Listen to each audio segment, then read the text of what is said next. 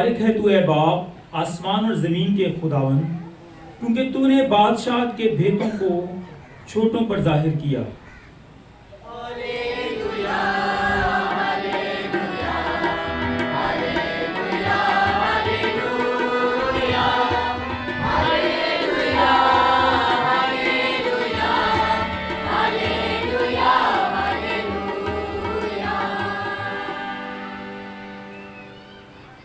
خداوند آپ سب کے ساتھ ہو، آپ کے ساتھ بھی ہو۔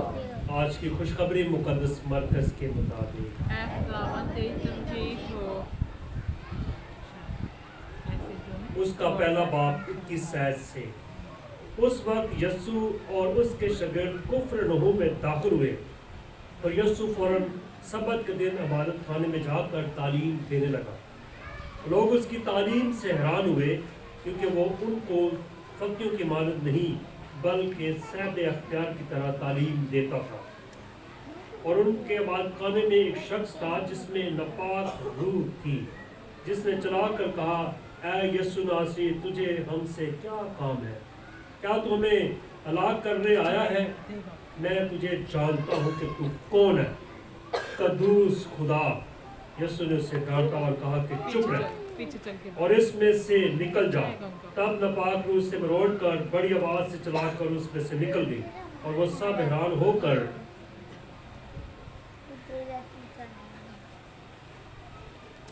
آپس میں کہتے ہوئے بحث کرنے لگے کہ یہ کیا ہے؟ ایک نئی تعلیم بااختیار، وہ ناپاک روحوں کو بھی حکم دیتا ہے اور وہ اس کی مانتی ہے۔ فوراً اس کی شہرت جلیل کے سارے علاقے میں پھیل گئی۔ انجیل مقدس کے پڑھے اور سن جانے پر خداوند کی برکت ہو۔ تشریف رکھیں۔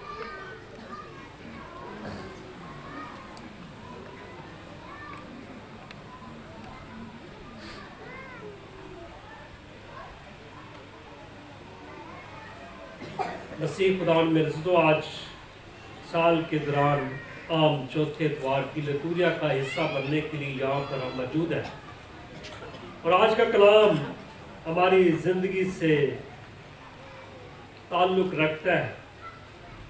اور اسی کے ساتھ جب ہم آج کی پہلی تلاوت کا بغور مطالعہ کرتے ہیں تو خدا ذکر کرتا ہے کہ میں ایک نبی برپا کروں گا اور اپنا کلام اس کے منہ میں ڈالوں گا، اور جب یہ ذمہ داری اسے دے دی جائے گی، ایک نبی برپا ہو جائے گا، مخصوص ہو جائے گا، سامنے پیش کیا جائے گا، اور خدا کہہ رہا ہے کہ میں اپنا کلام اس کے منہ میں ڈالوں گا۔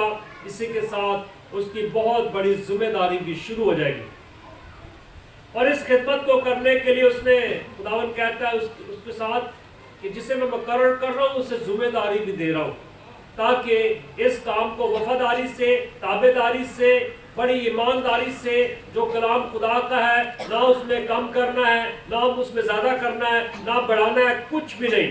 جس طرح خدا کا زندہ مؤثر اور لا تبدیل کلام ہے اسی طرح پیش کرنا ہے۔ اور اگر کہا جاتا ہے کہ میں اس میں کوئی غلطی یا خطا دیکھوں گا تو ضرور اس کی سزا بھی وہاں پر تجویز نظر آتی ہے۔ میں غور کر رہا تھا کہ خدا ایک نبی کی بات کر رہا ہے، ایک پیغمبر کی بات کر رہا ہے، تاکہ وہ برپا کیا جائے اور وہ خدا کا زندہ مؤثر اور لا تبدیل کلام سکھانے کا ذریعہ بنے۔ تو میں غور کرتے ہوئے اس پوائنٹ پر پہنچا ہوں کہ خدا نے ہم سب کو بھی مقرر کیا ہے، نہ صرف یہاں پر کھڑے ہونے والے شخص کو خدا نے مقرر کیا ہے، بلکہ یہاں پر سامنے بیٹھے ہوئے ہر شخص کو، ہر بیٹی کو، ہر بیٹے کو، ہر بوڑھے کو، ہر بزرگ کو، ہر ایک شخص کو خدا نے مقرر کیا اور برپا کیا ہے۔ زندگی کے کسی بھی شعبے میں وہ کام کرتا ہے، زندگی کی کسی جگہ پر، دنیا کی کسی جگہ پر ہے، خدا نے اسے وہاں پر برپا کیا ہے، تاکہ بڑی ایمانداری سے خدا کا زندہ مؤثر اور لا تبدیل کلام پھیلانے کا ذریعہ بنے۔ اگر وہ اس کام کو کرنے میں سستی کرتا ہے، کاہلی کرتا ہے اور اسے آگے نہیں پھیلاتا تو پھر سزا کے لیے بھی اسے تیار رہنا ہے۔ ہم یاد رکھیں خدا نے نہ صرف ہمیں کوئی ڈاکیا بنایا ہے کہ ہم خدا کا پیغام لے کر انسانوں تک पहुंचाएं और एक पैगाम रसा का काम करें, बल्कि हमारी शख्सियत, हमारा उठना, हमारा बैठना, हमारा चलना, काम करने का अंदाज इस काबिल होना चाहिए कि हम खुदा के नाम को क्या करें, जलाल दे सकें। और याद रखें, हमारे वसीले से खुदा का जिंदा मौसर और ला तक तब्दील कलाम आगे बढ़ना चाहिए। और हमें अपनी जिंदगी गुफ्तार में, चलने में, बैठने में, उठने में, काम करने के अंदाज से साबित करना है कि हम खास लोग हैं, मसा किए हुए लोग हैं, खुदा के बरगजीदे हैं। खुदा ने हमें बर्पा किया है ताकि बड़ी इंसाफ के साथ खुदा के कलाम को फैला सके। अगर हमारी शख्सियत में कोई कमी है तो याद रखें, हम उस कलाम को आगे नहीं फैला रहे। ये नहीं कि हम जाकर सबको कलाम मुकद्दस सुनाना है, बल्कि हमारी जिंदगी ही कलाम है। हम डाकी का किरदार नहीं करते कि पैगाम लेकर एक जगह दूसरी जगह जाए, बल्कि हमारी शख्सियत, हमारी बोलचाल, हमारी गुफ्तारी वही जिंदा कलाम है। और हम इसको जिंदा कलाम उस वक्त बनाते हैं जब उस पर अमल करते हैं और इस पैगाम को आगे लेकर जाते हैं। सलीब का पैगाम, यसू का पैगाम, अंजील का पैगाम, याद रखें, हमें जिम्मेदारी के तौर पर सौंपा गया ताकि हम दूसरों तक पहुंचाने का जरिया बने। आज की ज़बूर में जो अल्फाज है कि काश तुम उसकी आवाज सुनो, तो याद रखें, खुदा के जिंदा कलाम को जब सुनते हैं और हमारी समाज से वो टकराता है, तो याद रखें वो हमारे दिल में जगह बनती है उसकी। और जब जगह बनती है तो हमारी शख्सियत को तब्दील करने का जरिया बनती है। याद रखें, और फिर ज़बूर नवीस के अल्फाज के काश तुम उसकी आवाज को सुनो। और जब हम उसके कलाम को सुन लेते हैं तो हम ईमान में बढ़ते हैं, क्योंकि कलाम मुकद्दस में लिखा है, बस ईमान सुनने से पैदा होता है और सुनना मसीह के कलाम से। और जब जब जिस मौके पर हमें खुदा का जिंदा मौसर और ला तब्दील कलाम सुनने का मौका मिलता है, उसे सुनना है। चाहे हम पढ़े लिखे हैं या नहीं पढ़े लिखे, खुदा ने हमें ये सलाहियत दी है कि हम सुन सकते, छू सकते इस कलाम को, और जहां पर खुदावंद ने हमें बर्पा किया है उसको फैलाने का जरिया बनते हैं। आज की दूसरी तिलावत जो करंथस की कलीसिया के लिए लिखा गया खत है, उसके इक्तबास में से पेश किया जाता है, जिसमें पौलुस रसूल ब्याही और बेब्याही जिंदगी के बारे में बात करता है। और पौलुस रसूल फरमाता है कि भाइयों, हम नहीं चाहते कि तुम बेफिक्र रहो। बेब्याह खुदावंद के लिए फिक्रमंद रहता है। इससे बढ़कर पौलुस रसूल के अल्फाज जो बयान किए गए कलाम मुकद्दस में कि बेब्याही अपने आप को खुदावंद की खिदमत में मशगूल रखे। हम सिस्टर सबात की जिंदगी को देखते हैं कि किस तरह पूरी जिंदगी वो अपने आप को खुदावंद के लिए जो है वक्फ करती है। हमारे इस इलाके से भी सिस्टर है जिसने अपनी सारी जिंदगी जो है खुदावंद के लिए सर्व करने का वादा किया, और बड़ी वफादारी से। उनको ना दुनियादारी से है ना दीगर कामों से है, सिर्फ खुदा की खिदमत सिर्फ उन्होंने करनी है और अपनी जिंदगी को बसर करना है। ये बहुत बड़ी कुर्बानी है। बेब्याहे फादर सबान, बेब्याही सिस्टर सबान, ये किस तरह कुर्बानी देकर सारी जिंदगी बेब्याहे रहते और अपने आप को खुदावंद के लिए मशगूल रखते हैं। ये उनकी बहुत बड़ी कुर्बानी है। आज हमें सोचने का मकाम है कि किस तरह बड़ा दिल करके खानदान से कोई बेटी या बेटा खुदावंद के लिए देते हैं, ये सारी जिंदगी खुदावंद की खिदमत करेंगे। बहुत बड़े दिल की बात है। और जो लोग बेटी या बेटा इस काम में अपनी जिंदगी को सर्व करता है, उनकी भी हिम्मत को दाद देने की जरूरत है कि किस तरह सुबह से लेकर शाम तक खुदावंद की खिदमत में वो मशगूल रहते हुए खिदमत को सर अंजाम देते हैं। आज के जिले मुकद्दस में हम सब के लिए बहुत खूबसूरत पैगाम जब यसू तालीम देते हुए हमें नजर आता है। वो तालीम फकीयों और फरीसियों की तरह तालीम नहीं है, बल्कि साहिब अख्तियार की तरह बाख्तियार तालीम यसू देता है। और आज کہ انجیل مقدس میں ایک بڑا دلچسپ واقعہ بھی رونما ہوتا ہے. اس وقت یسوع اور اس کے شاگرد کفرنہوم میں داخل ہوئے اور فوراً عبادت خانہ سبت کے دن عبادت خانہ میں جا کر تعلیم دینے لگا یسوع. اور لوگ اس کی تعلیم سے حیران ہوئے. کیوں حیران ہوئے؟ کیونکہ وہ ان کو فقیوں کی طرح تعلیم نہیں دے رہا, فریسیوں کی طرح تعلیم نہیں دے رہا, بلکہ صاحب اختیار کی طرح تعلیم دیتا تھا.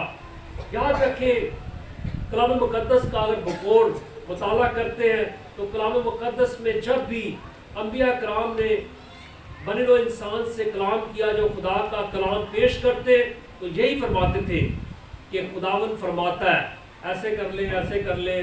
اس طرح کی بہت سی باتیں جو انسانی فلاح بہبود کے لیے انسان کو خدا کے ساتھ ملانے کے لیے تھی, وہ اس طرح کہتے ہیں کہ خدا فرماتا ہے. مگر یسوع کی تعلیم میں کیا ہے؟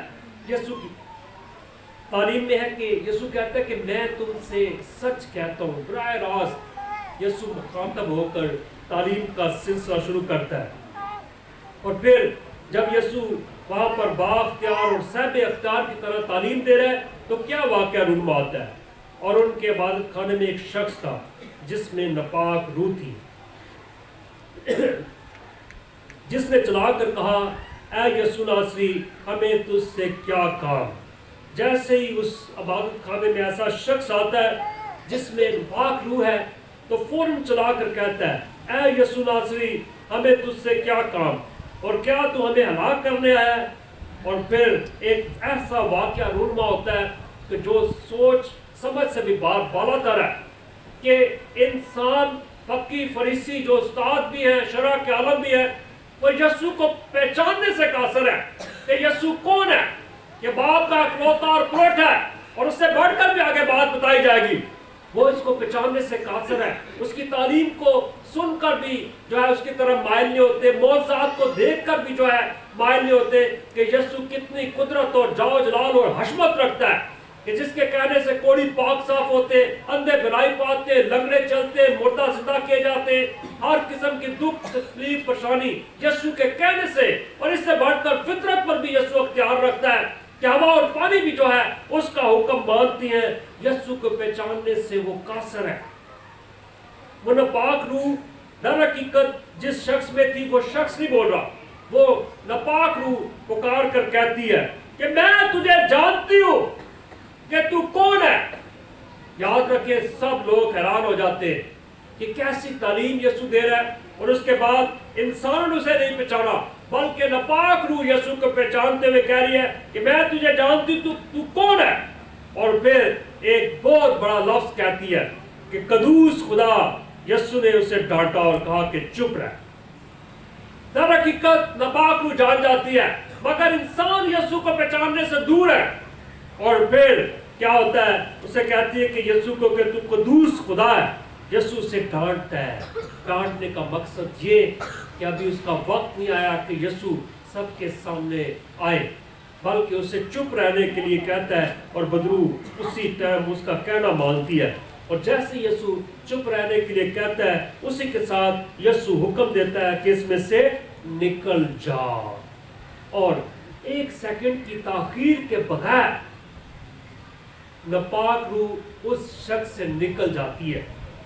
اب میرے لیے اور آپ سب کے لیے اس لمحے, اس موقع اور اس عہد کے ساتھ کیا تعلق ہے؟ یاد رکھیں, یسوع ہماری زندگی میں بھی آتا ہے.